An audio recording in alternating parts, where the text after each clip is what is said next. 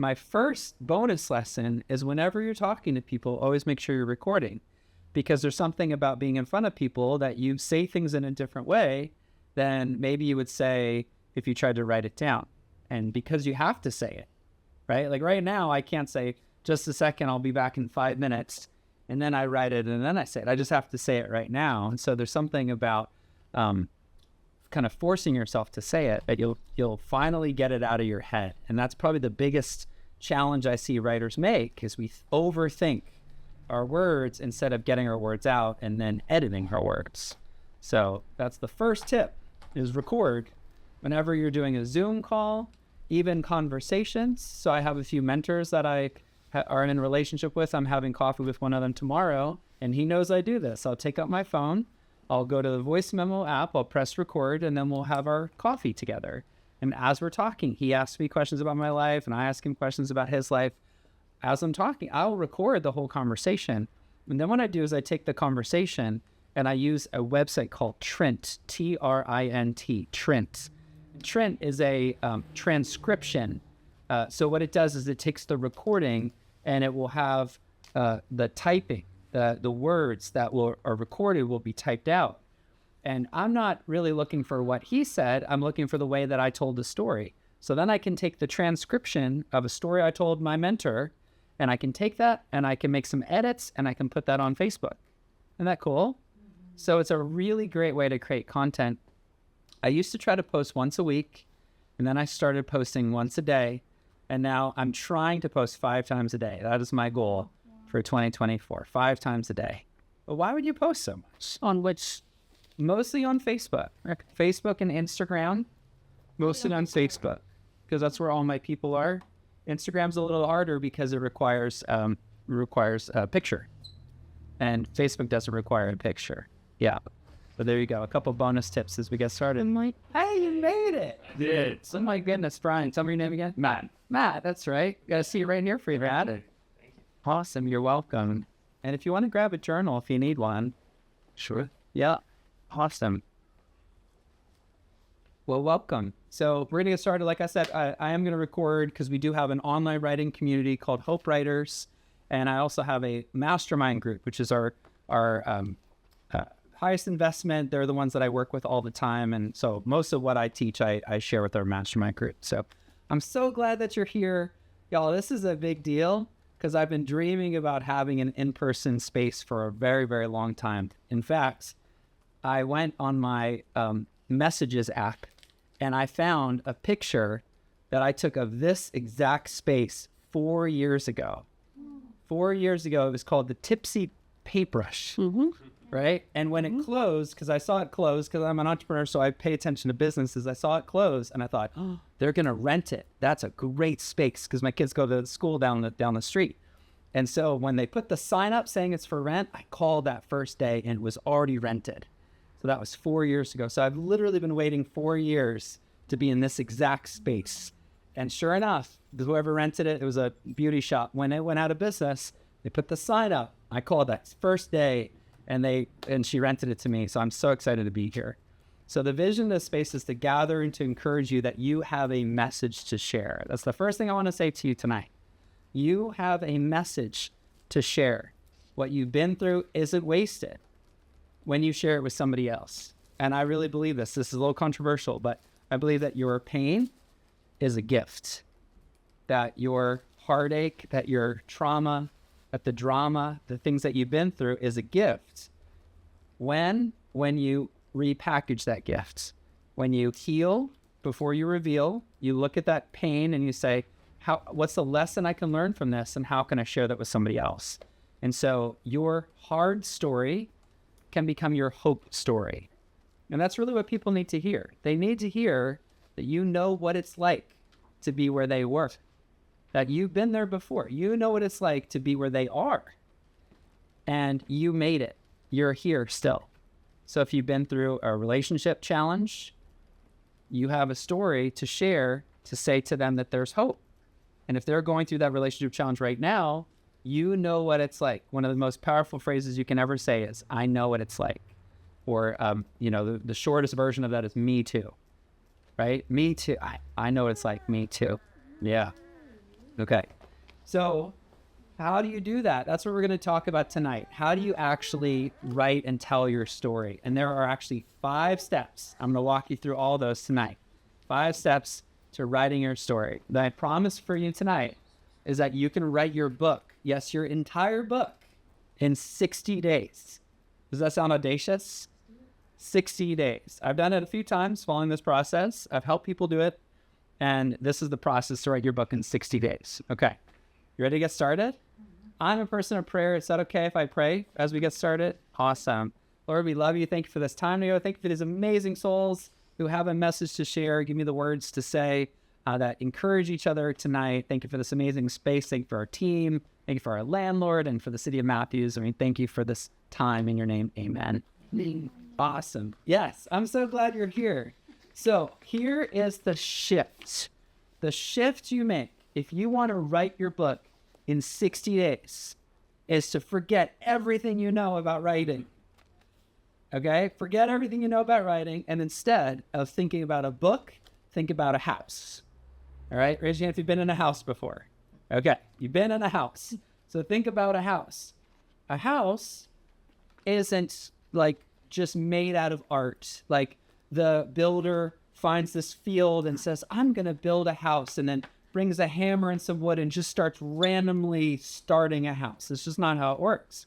That would be crazy. There's actually a house that was built that way called the House on the Rock in Wisconsin, and it's the most insane thing you've ever seen. It started out as this little tunnel, and then they built a balcony, and then it just kept going. It's the weirdest house, I think, in America.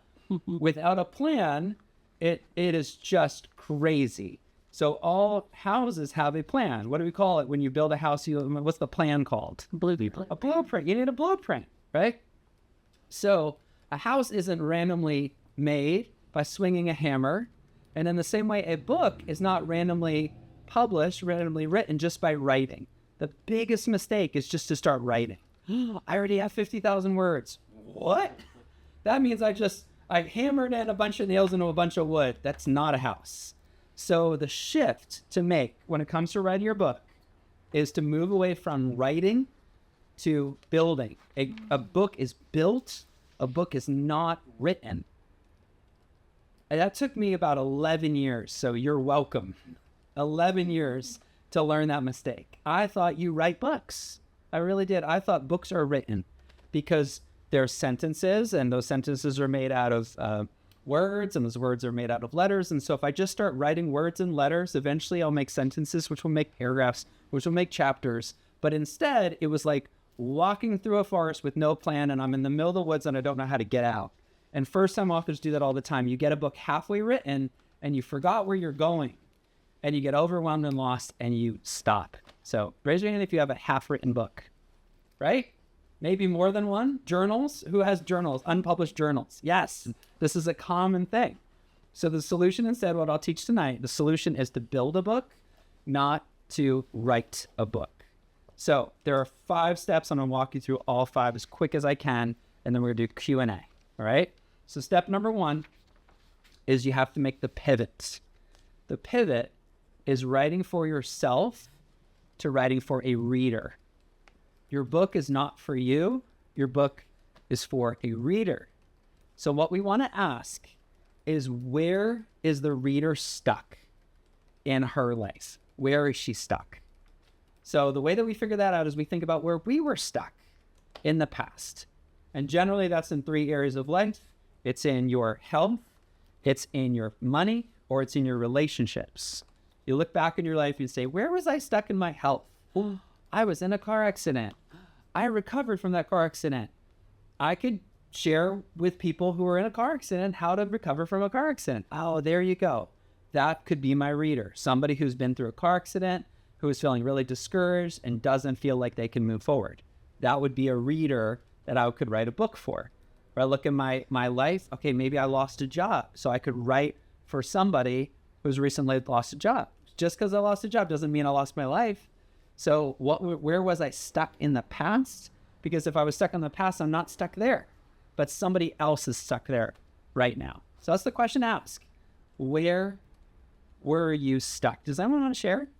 Give me just one example somewhere in life that you were stuck. somewhere in your relationship, somewhere in your finances, somewhere in your health. Anything come to mind? It doesn't have to be what you want to write a book about. I'll say after the Lord called me from Charleston, South Carolina, to Proverbs 31 Ministries in 2014, they never said I had to move, because who moves from Charleston here? And I did. Right when I knew the Holy Spirit was calling me, and so right after I said it to the executive team, I was in 20 mile per hour traffic on a 2-lane road in Charleston, and was knocked unconscious at 70 miles per hour. Oh my goodness. So I was knocked unconscious, removed by the jaws of life. It was like the enemy doing everything. I had no I had stitches, but I had no broken bones or anything. Wow. And it was like the enemy trying to say, I don't want you to come to Matthews or Charlotte, but I was protected. I have Oh my goodness. the trauma center taken by ambulance. Wow. So I did have a car accident. I've talked about it, but not very much. That's right.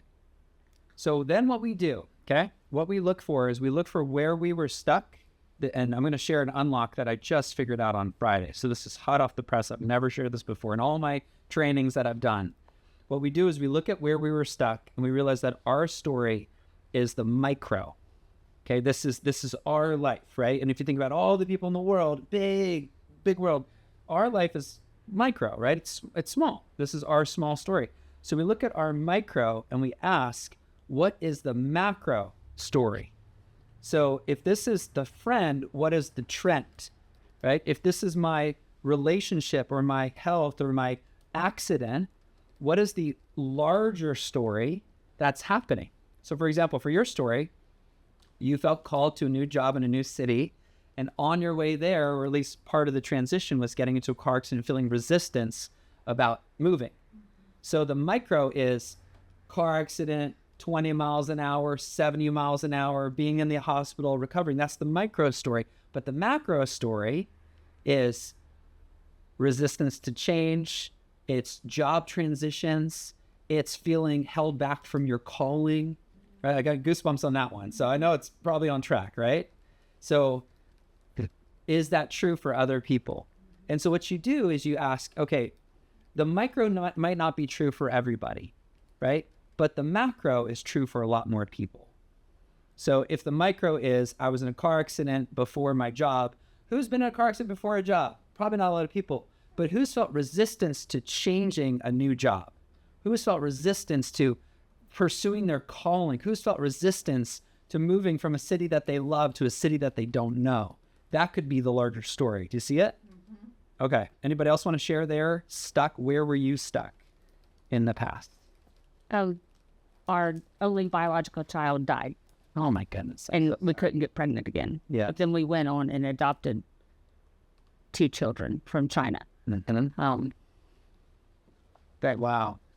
So when you after your biological child died, His name was Luke. After Luke, do you mind if I use his name? Mm-mm. Okay. After Luke died, before you decided to start the adoption process, how much time had passed? He was stillborn. He was born still in January, and we started applying for adoption in August. Mm-hmm. And we were matched with our son we have now, the one I just showed you a picture of, Amazing. in October, and got him the following April. Okay. Yes. But we had to do fertility treatments to get pregnant, and Right. Okay. so it wasn't an easy process to get pregnant. That's right. And then we lost him. Wow. Thank you for sharing, Chris. So in there, the micro is your specific story, Mm-hmm. but the macro, we can go really high, or we can still stay pretty low for the macro. The macro could be child loss. Mm-hmm. The macro could be, what do I do if I can't get pregnant naturally or with, fertility drugs, that sort of thing. That could be part of it, but it could be a bigger story of like, how do I trust God in this situation? Because we all have situations where our dream and then the reality and the gap between those. Mm-hmm. You see that? So you want to tell enough of your story to tell the people, I know what it's like, but they really don't care about your specific story. Do you get it? Oh, that hurts, doesn't it? No one cares about Brian Dixon's story unless my story becomes your story, because my solution can become your solution. So if I say, I know what it's like to go through a car accident, have to learn how to walk again, have to re-dream about what's possible in my life when I had to let some of my old dreams die, you can say, oh, how did you do that? Because I can relate to what you're saying. But if I specifically talked about the road that I was on when I got in the car accident and what the doctor's name is, nobody cares about that stuff. What they care about is, do I have the same feeling? Can I relate to where you were? Make sense? Anybody else want to share? Okay, so step one, we call it the XYZ statement. The XYZ statement, yes. This is where some people get tripped up, so I'm going to make it really break it down. So the X is the person, the Y is the problem, and the Z is the promise. And this is why we write our book. We write our book to help people experience the promise. And I like to think about, I'm a Bible guy, so I quote the Bible all the time, and I think about the Israelites in captivity in Egypt. Anybody remember that story? Let my people go, Moses and the Red Sea and all that Pharaoh and the plagues and all that. So the people are in captivity in Egypt, right? Yep. What are X, Y?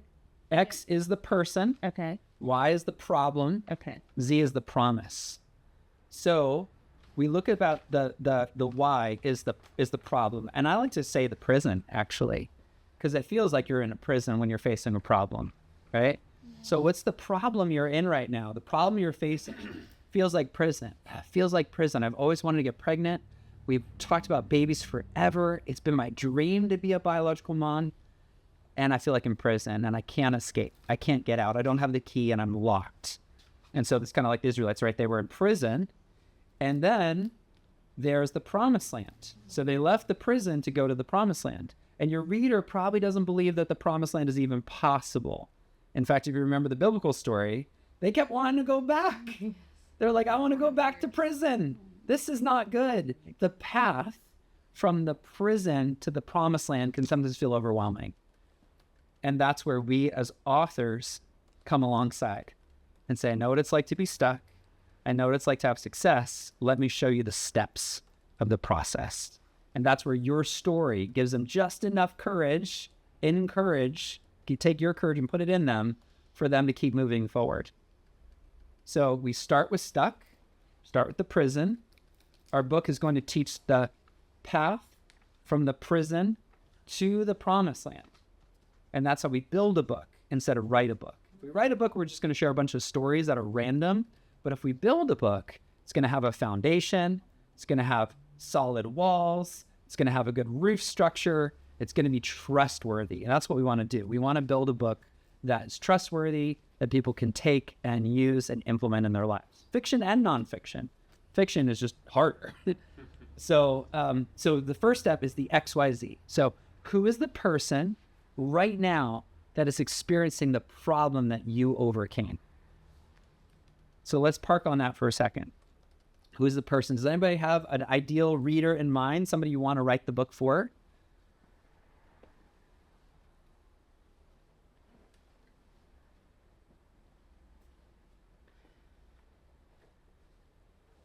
Okay, I'm going to teach you a hack. Oh, go ahead. I was just going to ask, like, how does something like devotionals fit into something like this? Yes. Like, I wasn't necessarily stuck here. Maybe I'm stuck now. But Yeah. I have an adult daughter who is single, and an adult son and an adult daughter-in-law who absolutely believe in nothing. Who's kind of like, well, maybe. Yep. Who's searching. Yep. And I think there's a big issue, I think, with young adults in this culture on struggling with faith. Yep. And they're everywhere on all different places of that spectrum. And so I'm kind of struggling with that. Like, it's not male, female, it's not a particular, monetary demographic. It's the age, maybe, the problem, yes. Yeah. But how do I speak to that from my experiences and testimonies and things that I've experienced and I've known? It's a really good question. I struggle Yeah. with that because it's big. What I would do to answer the question of like, how do you figure out who you're writing for, is I would compare being a writer, being an author, to being a coach or a teacher. So if you're a coach and somebody says, well, what do you coach? You don't say, I coach sports. I coach anyone who ever wants to play sports, right? You're like, I am a middle school girls soccer coach, and I help with the offensive line at this particular school. Or if you're a teacher, I just share education. I just inspire people. No. Where's the class? Who are the students? What's the curriculum? What is the grading system? What's the goal of that particular class? So yes, you are part of the teaching profession as a teacher, but you have a specific assignment at that time. And that's kind of how I think about it. You have a message that's meant to be shared worldwide, but there's a specific assignment. And your book is written for a specific person. Because what you want to do is you want that person to read the book and relate to what you're saying. Generally, here's my little hack. Generally, your person you're writing for is you 3 years ago. That's like the unlock right there. Think about where you were stuck. We're in 2024 right now. Think about where you were stuck in 2021, right? Remember 2021? We're all fighting about a whole bunch of stuff. There's craziness going on. 2021. And if you're not sure, go to your Google Calendar and go back till 2021 and go, oh, I used to have coffee with that person. I used to go to that church. We went on that trip. Oh, yeah. Or you take out your phone or you go on your computer and you click on photos and you go all the way back and you go, oh, I wore that shirt. And you remember kind of what it was like. And you go, oh, I was worried about what was keeping you up at night 3 years ago. Because it's not keeping you up now. Something else might be, but not that. And so put yourself in your shoes from the past where you used to be. So generally, it's going to be a she or a him, not a they. So it's not, you're out writing for two people, you're in for one person. So is it for a mom or a dad? If it's for, I care about my kids and I'm sad that they're not walking in faith anymore. So who would it be? A mom or a dad?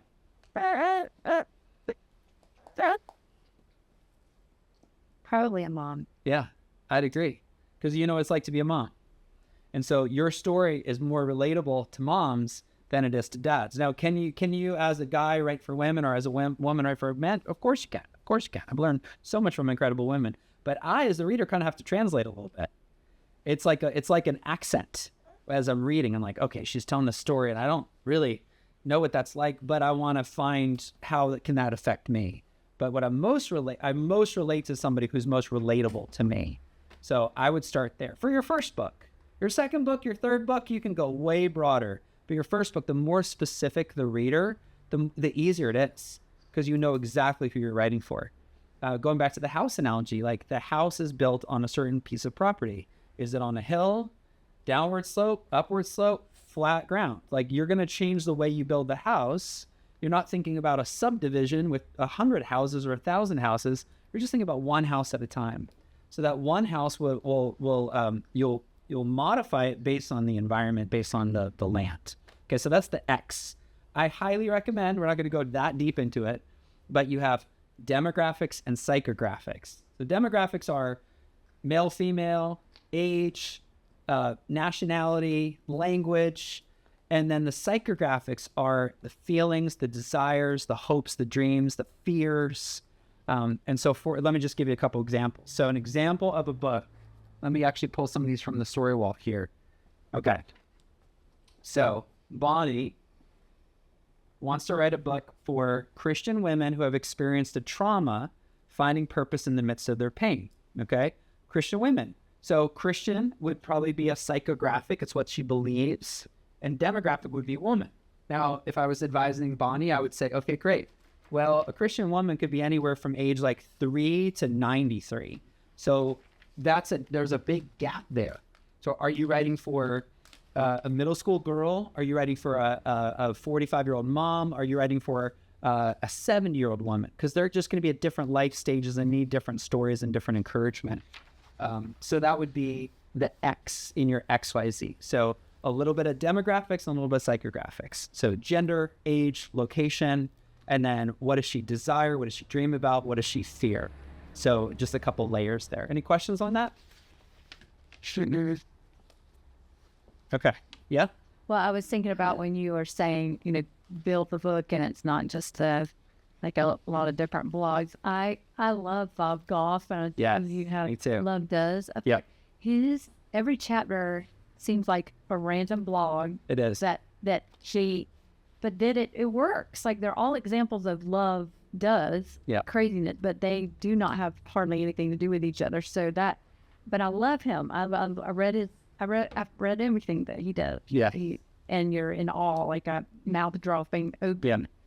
So, like I've been writing a blog. I have DannyJordan.com since 2013, so 11 years. Yep. I would say, but I also am. So I own a faith-based donor development consulting firm called Blessings Brokers. Yep. And there aren't many people talking about generosity with women who are owning a lot of the wealth. Amazing. So Christian women 40 and up, biblical stewardship is also what my heart is thinking about as far as building a book. But then I think about, I have like all of these stories, but I know it's got to be unique to what I'm doing, not a Bob Goff. Yeah. My pushback on using a famous person as an example, like a Lisa TerKeurst, Bob Goff, Beth Moore, anybody who's been doing this for a while, is two things. Number one is the world has really changed. So we are in the micro economy where literally the way social media apps work these days, if I open up your phone and go to your Instagram and just scroll, and you'll open up my phone and go on my Instagram and scroll, it's going to feel like a foreign language. You're going to see content that I love, that I'm interested in, if you look on my phone. But if I look on your phone, I'm going to see content that you're interested in and that you want to learn from. And it's the algorithm, right? The algorithm is customized, it's personalized to one person. It's crazy how that works. And TikTok is worst of all, because you go on TikTok and it just shows you stuff. And based on the way that you interact with it, you repeat, you comment, it's going to customize your algorithm. And so when it comes to being a writer today, that's very different than even 5 years ago. Traditional publishers still kind of do this. They look for a mass book. I want to have a book that can sell 1 million copies in Target. It just doesn't work that way anymore. What actually works is that book is perfect for me right now in my life stage. So what I would say to somebody like Bob Goff is he actually wrote that for a very specific audience. If you think about, I've met him a few times. If you think about who most resonates with Love Does, it's a Christian college kid. That's who that book is for. But he tells stories that are so compelling that you're like, well, it's for Christian college kids, but also relates to me as well. Like that's who his demo is. His demo is the 18 to 24-year-old Christian college kid who needs a little bit of boldness and a little bit of encouragement to go live out their faith out loud. Like that's who that book is actually for. And the same is true of Lisa TerKeurst. Like, yes, she writes for all women, but actually, and you can kind of lean in on exactly who almost every book that she writes is for one specific person. Does that make sense? It does. Yeah. But I think about it, I didn't even know who Lisa TerKeurst has written tons of books. That's right. I didn't know who he was until Love Does, and now he's all over the place. So good. So what we do is we write a book for a specific person, and then when it resonates with that person says, wow, that was so good. I need to tell my sister-in-law about it. I need to tell my daughter about it. I need to tell my uncle about it. And then they'll relate to a lot of it, not the whole thing, not 100%, but they'll relate to some of it. And so it kind of spreads that way. When you try to write a book for everybody, it relates to no one. When you try to write a book for one person, it relates to them so deeply that they recommend it to other people, and it kind of spreads from there. Yeah. Okay, so that's the X is the person. The Y is the problem. The more specific, the better. The more specific, the better. There's over 1 million books published every single year. And so if you want your book to make back its money, if you want your book to last, if you want your book to be recommended, what I recommend is you don't write an A to Z book, you write an E to F book. So if you think about, if you take somebody's life and you break it down into like 26 stages of life, like the A and B and C and D, is this making sense? Like the whole alphabet. I want to write a book to encourage women. That's like A to Z. It's so broad. It's like almost impossible to write that. But instead, you look for one area of life where she's stuck and you help her experience freedom, E to S, like one shift in her life. So what I try to do is I look for life stage because that's a little easier. So I think about she's now an empty nesting mom. That's a new stage. The kids are gone. Whoa, that's a new stage. I just watched a video yesterday and this dad was getting pumpkins at the grocery store. And he said, and he was like, I'm going to cry thinking about it. He said, this is the first time I've ever been in the grocery store picking up pumpkins. My kid is not with me because they're at college. And he's like, it went so fast. I got goosebumps. It was like, if he writes a book about to dads with high school kids saying, listen, this is your last year, to another dad who has a senior daughter, senior in high school, and says, these are 7 things I wish I knew a year ago, that's a poignant book. But if it was like, how to be a great dad, who's it for? So you see, so we look for the life stage. That's kind of a little secret right there. So the X is the person, the Y is the problem. And generally the problem is something that we tripped over, we fell over, and we warn other people about. I went on a run the other day, last Sunday, and I was running around here, Pineville Matthews, and I hit a crack in the pavement, in the sidewalk, and flat on my face, and my phone went out, flying out of my hand, and I got scraped up on my knee. And guess what? If I see anybody else running in that same area, I'm going to be like, watch out for the cracks, because I tripped on one. And that's what we do in our life. We fell over, we tripped over, and now we have a message to help other people not trip up where we tripped up. Okay? So that's your why, the problem that you want to talk about. And the Z is my favorite part. We usually just put it in the last chapter because it feels a little showy if we put it all in the whole chapter, in the whole book. The last chapter is, look at what's possible. You can live a life of freedom. This is amazing. Yes, you can heal your marriage, and this one is what it's like. Here's the promised land. Generally, people, they call it the fear of loss. The fear of loss is stronger than the hope of gain. People will hold on to what they already own and not let anybody take it, or they want to get rid of it way more powerfully than they want to buy the next thing, right? That's why we have the hoarder phenomenon, right? Why we all have too much junk in our basement, because what we already own kind of ends up owning us. And so the thing that we already have, the thing that already hurts, we hold on to it really dearly. But something new is hard for us to even picture. It's hard for us to picture a new relationship, a new marriage. You can have a new marriage if you're not get married to a new person. You could rebuild your marriage. That's really hard to even imagine. But what we can imagine is the pain that we're in right now, because we already feel that. So most of your book is going to talk about the pain and getting out of the pain, as opposed to the promise. They don't really believe you yet. You have to kind of prove yourself over time that it's possible. Are you tracking with me? Is this making sense? Okay, so that's your XYZ. The person, the problem, and the promise. But most of the book is talking about the problem. The more accurately you describe the problem that people are facing, the more that they trust you. Have you ever been to a doctor and you had a pain and the doctor gave you the wrong diagnosis and you walked away going, that guy doesn't even know what he's talking about? And then you went to another doctor and then that person said, oh, let me push here, let me do this, here's what it is, and described exactly what you're facing. You're like, I can trust this person. Whatever they tell me to swallow, to inject, to exercise, to stretch, whatever they tell me, I'm doing, because they know where the problem is. So the more you accurately diagnose the problem, the more they'll trust you with cure. So that's why we tell our stories. Do you get it? We tell our stories of pain because we want to relate to where they are. And the more they relate to us, the more they'll trust us to show them the path forward. Yeah, that's step 1 of 5. All right. How to write your book in 60 days. How long will that take for you to decide your XYZ? 60 days. Right? What if you decide right now? That's the challenge, right? So much of life is just in our head. Yeah, so much in our head. The indecision and the second guessing. So my number one recommendation is a book that is finished and published is way better than a book that's perfect. Perfection is the enemy of done. So just getting that first book done, getting it out is so powerful. One of my mentors, she talks about the downdraft. Just get it down. She explains it like almost like throwing up on the page. You just got to get it out. Just get it out.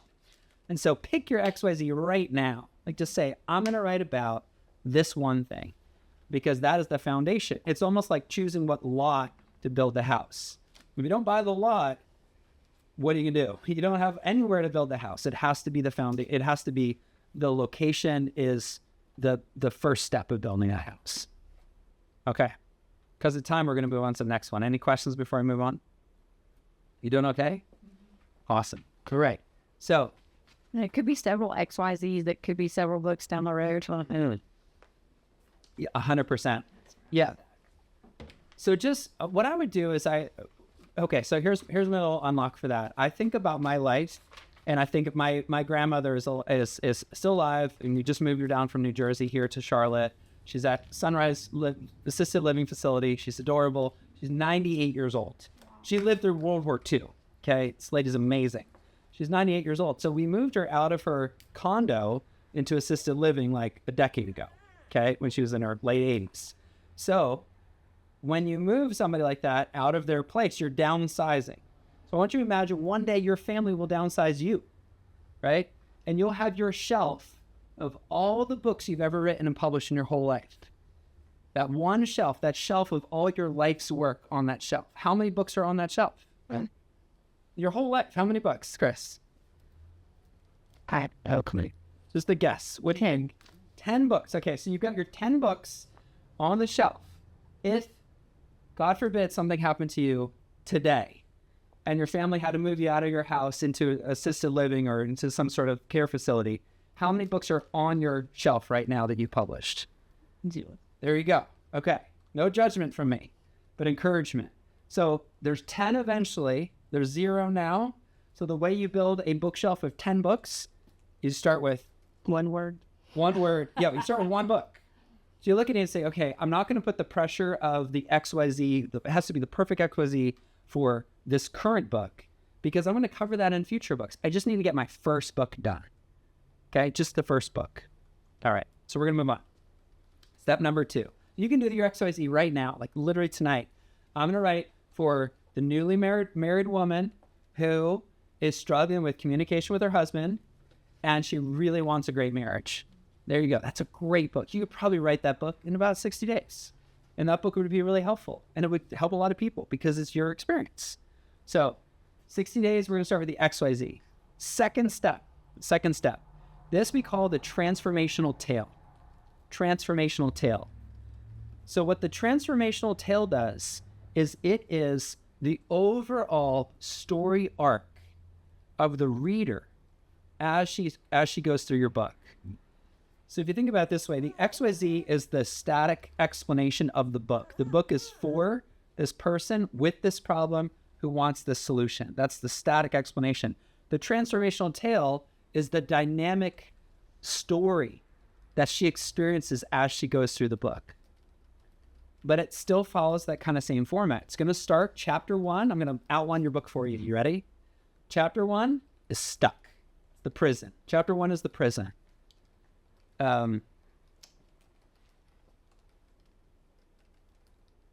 All I remember from that day is the sound of smashing glass as I careened into the intersection and I thought my life was over. That's like your first sentence. We're talking about when you got stuck. We're talking about the accident, right? I'll never forget the sound of the door. I'll never forget the sound of the door as it slammed and she walked out for the first time, but maybe for the last time. Like first sentence, we got to catch up, right? That's how we start the book. Even nonfiction, we start the book with the hardest stuck, when you realize that you're stuck. Okay. Stillborn. Oh my goodness. There's something in there that you still remember, right? You still remember, right? Was it in the hospital? Waking up after surgery to my husband, but no baby in my arms. Oh my goodness. Thank you for sharing that moment. And when you explain it, when you say exactly what it was like, only the people that have been through it, they'll know exactly what you're talking about. And so that's where we start. Chapter 1 is stuck. Then chapter 12 is success. I prefer prison and promise. So prison is chapter 1. Promise is chapter 12. This is your life today. The life you're living today, believe it or not, is 3 years younger, 5 years younger version of you, your dream. The life you're living today is a dream from 5 years ago. Isn't that crazy to think about? Like, for you to have a time machine and go back 5 years ago or 3 years and go, listen, let me tell you, right? For me, it's like, let me tell you, I'm doing a workshop at my bookstore. I couldn't imagine that 6 months ago, right? So the life you're living right now, whether it's in your health, in your relationships, or in your finances, there's one area that you're like, oh, this is so amazing. I can't believe I get to do this. Or I can't believe I get to love her or him. I can't believe I get to do this for a living. I can't believe when I look at my bank account. What? When I drive my car. What? This is so crazy. So that's the dream that you're living. Now, it might not feel like a complete dream, but it's a dream to somebody else, right? What they say, one man's trash, another man's treasure, right? What you maybe discount, other people really value. And that's just gratitude. So I think authors need to be very grateful people because we've been given a lot.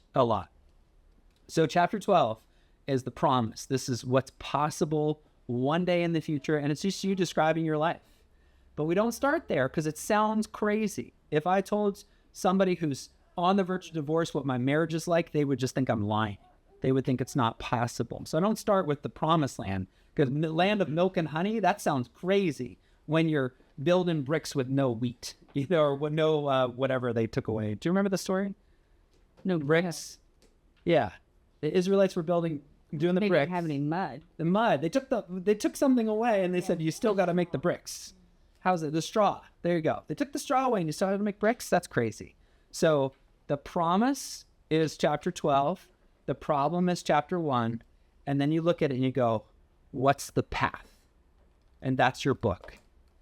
Your book is, what do they need to think, feel, or do? Think, feel, or do.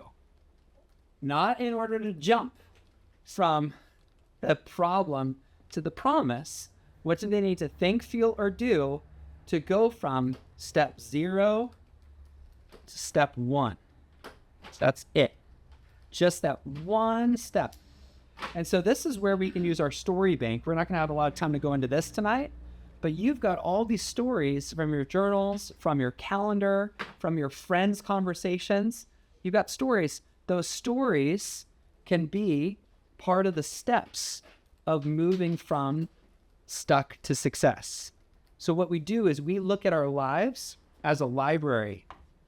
We look at our lives and we say, that story right here is perfect. It's a tool to help somebody go from 2 to 3, or help them go from here to there. Okay? That's really what we're looking for. Sorry. Get it? Okay. So this takes a little bit more time. My favorite way to do this is with index cards. So what I do is I would imagine this is an index card. I would write out, first I'm writing stuck. This is where that person is stuck. Then I'm going to write on another index card, this is the promise, or this is success. And then I think about what are the different steps that I took as I look back on my life. So how did you fix your marriage? How did you get healthy again? How did you adopt the right mindset? How did you finally believe God again? What are the things that happened to you? What are the things that happened for you? What are the things you did? What are the things that you believed? Who are the people that you met? And in the Bible, they call it the red thread of redemption. You look back and you go, whoa, like the story of Joseph. You know, looking forward, prison made no sense at all, right? He got thrown into prison by his brothers, and then he's going to become like second in line to Pharaoh. It makes zero sense. But looking back, you go, oh, he was training him so he'd be more humble, so he could be ready for a position of leadership. So when you look back on your life, you go, there it is. I started way over there. This is where I am. And I know the path looking back because I can see it. Looking forward, it makes no sense, right? But looking back, you have the path. So I would actually recommend you write your transformational tale backwards, right? So chapter 12 is your life right now. Chapter 11 is what did you learn or earn about 3 months ago?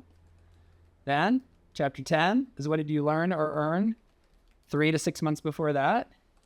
Then chapter 9 is what did you learn or earn 3 to 6 months before that? You get it? And we just keep going back and back and back. And then usually what happens to me is I get to a point where I have so much compassion on this young guy that knew nothing, right? Brian from 2021. What an idiot. You should see his Facebook posts. He knew nothing. But 3 years of growth, and you go, this is where I am right now. I haven't arrived. I'm still growing. But look at what I've learned in the process. That's my book right there. And your book helps them skip the line. Your book helps them skip 3 years of pain for about 3 hours of pain, reading a book for about 3 hours or so that they can make progress. So we call that the transformational tale. The stories that help them move forward to get to where you are. Okay, that's step number 2. Questions on that?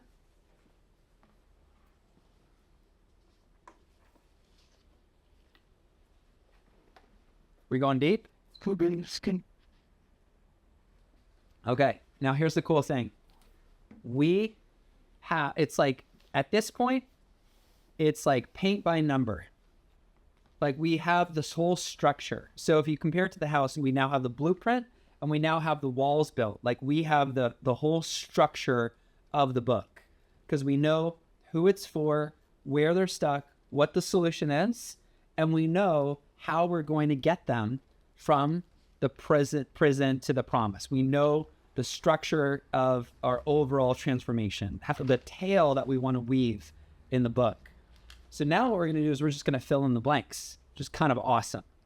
And so that's where we can take, I've got 3 stories of a friend letting me down.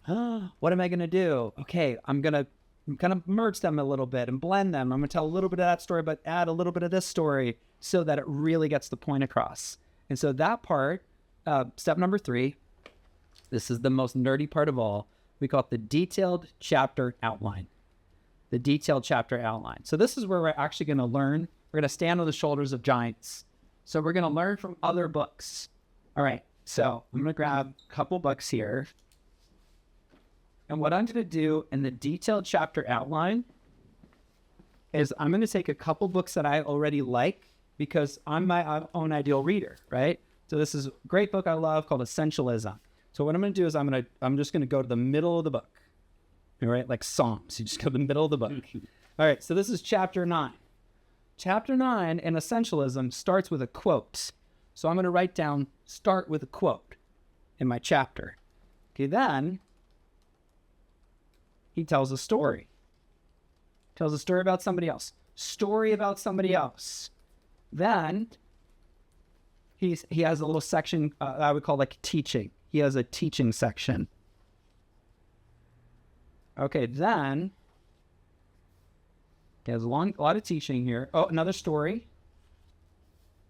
Then example. And then a question. Oh, and then an activity. So I'm going to take a chapter and break it down into its component parts. So with that one, let me see if I remember. It was like a quote, a story, teaching, example, another story, a question, and then an activity. There's a structure to it. It's kind of like a house. You're like, okay, there's a bedroom on the ground floor and it has a master bathroom attached to the bedroom. Okay, so you walk through a bunch of houses and you look at the layout of the houses and you go, I like this layout. This feels really good. So this is another great book. I love this book, Faithfully Different by Natasha Crane. Okay, Psalms, so in the middle of the book. I go to the beginning of that chapter. Chapter 6, I see how she starts it, okay? As I write this New York Times article, okay, she's telling a story, personal story. All right. An example of somebody else, some teaching, another teaching part, another story. So I'm just kind of oh, here we go. Now she's got some bullet points. Dealing with doubts. So she says these are 10 principles. Okay, so she has a section called principles. These are 10 principles about this specific topic. This is really helpful. Okay, then a teaching, then further reading. I think that's it. Oh, and then questions. So what I'm doing is as I'm walking through the house and we're going, I like how the bathroom's on the right, and then the kitchen, and then the pantry, and I'm walking through the house and I'm figuring out the layout of that floor. And so that's what we're going to do. We're going to take your transformational tale, which are each of your chapters from the prison path, step number 1, step number 2, step number 3, to the promise. And every one of those, I'm going to figure out the layout of that chapter. Starts with an inspirational quote, then there's a little section on teaching, then there's a personal story, then there's some discussion questions, then maybe there's one more personal story, then there's another quote, and then there's a journal prompt. Got it. So I'm going to figure out the structure of my chapter. What you'll realize as you go through best-selling books is they all have the same structure. Every chapter is structured exactly the same way. Now, these books are structured differently because they're different houses, but they're consistent in the book itself for the most part. Okay, maybe not the first chapter or the last chapter, but the middle chapters are all structured exactly the same way. So find a book you love and model that. Don't copy it, but model it. Like you walk through a house and go, oh, I love that the bedroom is on the ground floor and the bedroom has a balcony that goes to the woods. I want a bedroom with a balcony that goes to the woods. Amazing. So you structure your chapters in a way that you love already. Make sense? Okay, that's step number 3. That one requires a little bit of science, a little bit of going, what's this flavor? What spice did they use? Like how can I build it in the same way? So what I recommend is you find 3 books you love that are all kind of in the same genre, and you'll find a lot of commonalities because they mostly follow the same structure. All right. And then at this point, it's literally a spreadsheet, which just sounds terrible for a book, right? Because it's supposed to be art, but it's kind of like a spreadsheet. It's like, these are the blanks. You can do it with index cards too. I need a quote because every chapter starts with an inspirational quote. What are some of your favorite inspirational quotes? Go to Google, find some quotes that you like. I need a quote for the story about friendship. I need a quote for the story about moving. I need this quote and then you find those quotes and you just plug them in at that point. So you have your XYZ statement, you have your transformational tale, you have your detailed chapter outline. That's step number 3. At that point, 4 and 5 are such a breeze. But I'm going to pause to ask, are there questions about this step right here, the detailed chapter outline? Because this is like actually being a pro and doing the work. How does that work for fiction work? Yeah. Are you writing a fiction? Thinking about it. Okay. It's in my head. Do that as book number 2. But still, how would this work as a fiction work? Yeah. I will answer it, but also I think that working through the process yourself and going through it with a nonfiction first will help work out so many of the kind of the cobwebs and get rid of some of the like the bad habits that we've all developed from English class that will actually get the book done. And once we do that, then we'll go, okay, now I can apply so much of this to my fiction. Generally, I would study 3. You know, my rule of life is if I want to get to the next level and I don't know how to get there, I find 3 people that are already there, and I just go, how did you get there? And so success leaves clues. They already left all the clues of how they got there. So I would find 3 novels that I love that are all kind of in the same genre. I would look at and I would go, okay, they have a transformational tale. Who's the character? What was the quest? What was the challenge? What are the obstacles? Who was the guy they met? There's a structure to the narrative arc of a fiction that's actually a lot easier than nonfiction, because nonfiction doesn't necessarily have the character arc, but a fiction always has character arc. There's only like 7 stories that have ever been told. There's a great book by Joseph Campbell called A Hero with 1,000 Faces. He just says there's 7 stories that have ever been told in the whole world. Pick which one. So pick the story of the 7 and then find 3 books that follow that same kind of story structure and model after that. Chapter 3, they introduce the villain. I'm going to introduce the villain. So it's not as plug and play. They don't necessarily have an inspirational quote, then a teaching section, then a personal story in fiction, but they do have character development that follows a process. Does that make sense? Mm-hmm. Yeah. Awesome. Okay. So then that takes us to step number 4. Step number 4, what we're going to do is we're not going to write the whole book. We're going to take chapter 5, like right in the middle of the book, and we're going to do the work and write chapter 5. That's it. So generally that's kind of in the middle. So we're going to take that detailed chapter outline and we're going to say, okay, this is the part in the transformational tale where they go on a date night for the first time because they're repairing their marriage. Okay, so now I'm going to take the detailed chapter outline and I'm going to have the quote about a date night. I'm going to have the story about the date night. I'm going to have the 3 points about why a date night's awesome. I'm going to have a story about somebody else on a date night. Then I'm going to have 3 discussion questions to have on the date night. And then I'm going to give a journal prompt for the date night because it's the date night chapter. I'm going to write that whole chapter from beginning to end. 3 steps. I'm going to get it down. I'm going to clean it up and I'm going to edit it. All right. Down, up, and like word by word, line by line. Andy Lamont says tooth by tooth. Like I'm going detailed, really in there. I'm going to make it a perfect chapter. One perfect chapter. Not a haphazardly written, I got to self-publish it tomorrow. No, a perfect chapter. A chapter I'm so proud that I would send it to my college professor, my pastor. For me, it would be my father-in-law. Like, who's the person in your life that has the high standard? You're like, I could send them this chapter and I'd be really proud of it. So write that chapter. That's the one you can take. You got what? 14 days. 14 days in the one chapter. 2 weeks. That one chapter. Make it gold. Get it down. Clean it up. Go line by line, word by word. Share with some beta readers. Get their feedback. And say, what do you think? Does this make sense? Am I on track? Are you with me?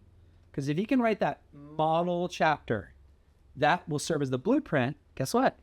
For the rest of the chapters in the rest of the book. And so that's step number 5, is to write the whole dang book. But we do it one chapter at a time, following the detailed chapter outline, which follows the transformational tale, which of course is based on the XYZ statement. That, my friends, is how we build a book, step by step.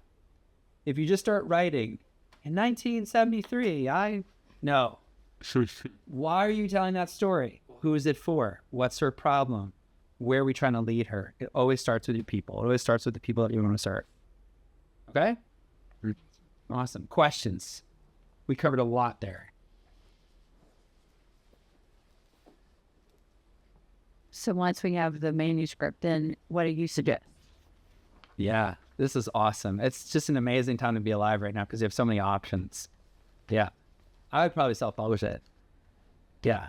If you can do this all on your own, then I would invest all the money into making it really polished, like making a great book. And now self-publishing is easier than ever before. Yeah. You don't need a publisher anymore. If you can get all the way to where we got to just now with a finished manuscript, you don't need a publisher. You can do all that on your own. But if you don't want to do that all on your own, if you want a team to help you, that's where a publisher can come in. So they'll provide like the editing services, the cover design, the coaching. Sometimes like we need community. So that's where you can look at it and go, how do I want to get this out? But most of it, the challenge is actually getting it out of our head and getting it onto the screen or onto paper. Yeah. Is that what your question? Yeah. Yeah. Yeah. Yeah. The funny thing is traditional publishers, like they don't actually do any of what we just talked about. You can sign a contract and they're like, okay, your manuscript's due in December. And you're like, what do I do now? So this writing part is actually the hardest part of the process. But yeah, once you have it written, now you have a lot of options of what you want to do with it. But at the end of the day, you're going to need somebody to help you polish it up. So the editing process, We're talking about cover design. There's a strategy to titling your book. There's a strategy to what categories to put it in. So that's where you might want to work with a coach or a service to like really help you make sure it's positioned well. Because now you basically have the package, like you have the product, but you have to package up the product And market. in a way. Yeah, to get it out into the market. Exactly. So this really is kind of step one is actually writing the book, but then actually packaging it and promoting it are kind of like another 60 days and another 60 days after that. Yeah. Good question. Who else?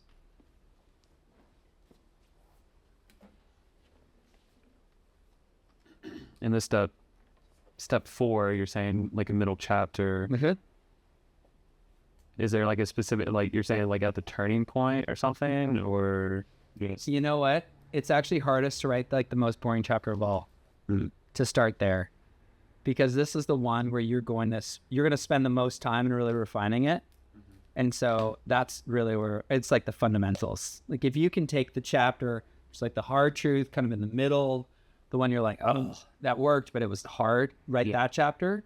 Then the kind of the sizzle chapters, those really write themselves. Okay. That's why I like to start kind of in the middle. Where most books really lose you, if you think about most books you read 3 or 4 chapters and you get to chapter 4 or 5 and you're like, ugh, I've already heard this before. So that's why I like to start in the middle. It's like, the analogy of Jesus at the wedding, right? His first miracle. And what was the story? The story is like they ran out of wine. His mom asked him to make wine. He's like, it's not my time, but okay, because you're my mom. And the wine that he made through the miracle was the best wine at the end. And that's not how humans are. Normally we take the best and put it right at the beginning. And so if you can focus on the middle and make that great, then it's going to be like downhill from there. Everything else is a little easier. Yeah. Sense. Yeah. Cool. Well, good. This is the hard part, right? The hard part is actually doing it. So there's always a gap between knowledge and implementation. One of my mentors, he says, an idea is worth $1. Idea is worth $1. So I gave you $1 tonight. All right. So you have $1. You can go home, you put it in your pocket, you might forget it, lose it. What was that guy's name again? 6 months later, 12 months from now, you're like, I think I went to that workshop sometime. Have you ever done that? You go to a concert and you're just like, oh, I can't wait for that concert. It's going to be amazing. You listen to all the songs beforehand. You're like excited. You're singing in the front row. Like it's amazing. And then about a couple weeks later, you're like, oh yeah, that concert was pretty good. And then 6 months later, like, I think I went to that concert. And then like 2 years from now, you're like, did I go to that concert? And that's like a lot of workshops, right? You're like, okay, I know what to do now, but the actual gap is in executing and like actually implementing it. So that's where we can help. We have a whole program that will actually walk you through this step by step. We have weekly coaching. So I meet with our authors every Wednesday. So it's really fun. They're all in a group together. And we publish books. So if you're like, I really want to get more help, what I covered today was like the foundation of what we teach inside of our program. So if that's something interesting, you let me know, and we're happy to talk more about it. But I wanted to give you a lot of value. Did I give you some value tonight? Okay, awesome. Again, how to write your book in 60 days is not to write your book, it's to build your book. And you can do this. You just got to follow the plan. Awesome. Thank you all so much for being here tonight. It's amazing. I appreciate it.